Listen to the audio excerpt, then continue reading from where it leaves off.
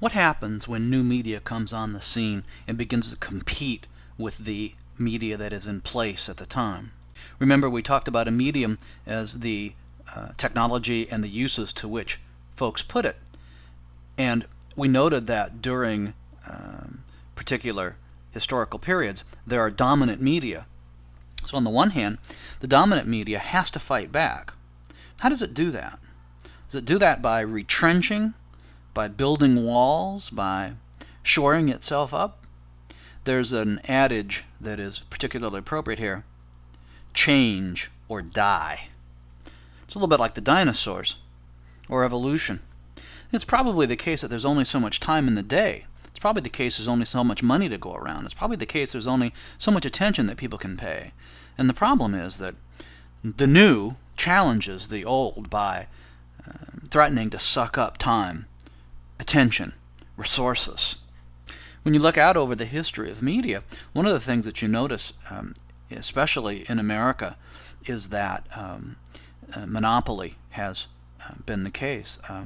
Big media companies have spread and taken over the part of the industry that they function in.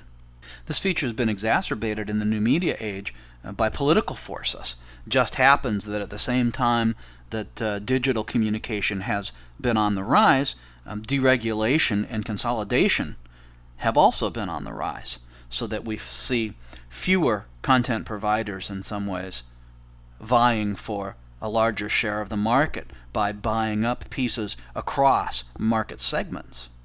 This consolidation, in some ways diversification, is one of the principal strategies then of old media.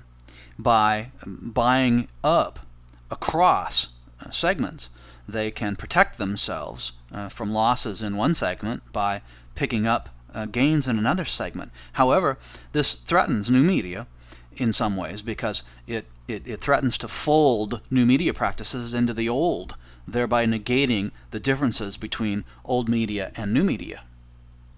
The practice also tends to move in the direction of locking out the everyday user who new media was empowering with the ability to produce and distribute content.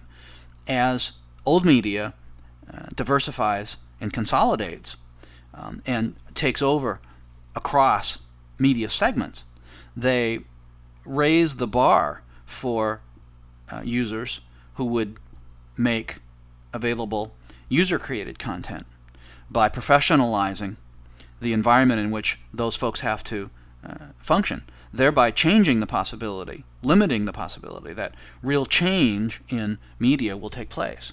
At the beginning of the new media era, I think it was clear that new media and old media worked very differently. Traditional media followed a model, and it was a time-tested model, had been in place depending on the medium for 50 to 100 years. New media came along and started working along the lines of a new model.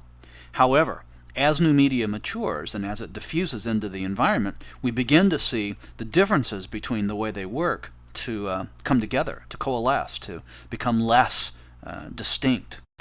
There remain some questions, however, as to what the most effective business model will be for use in the new media environment. We have not yet been able to develop fully a revenue model that looks anything like as efficient as the one that old media operated with for, again, between 50 and 100 years in this country. The search for that successful business model for new media is still underway.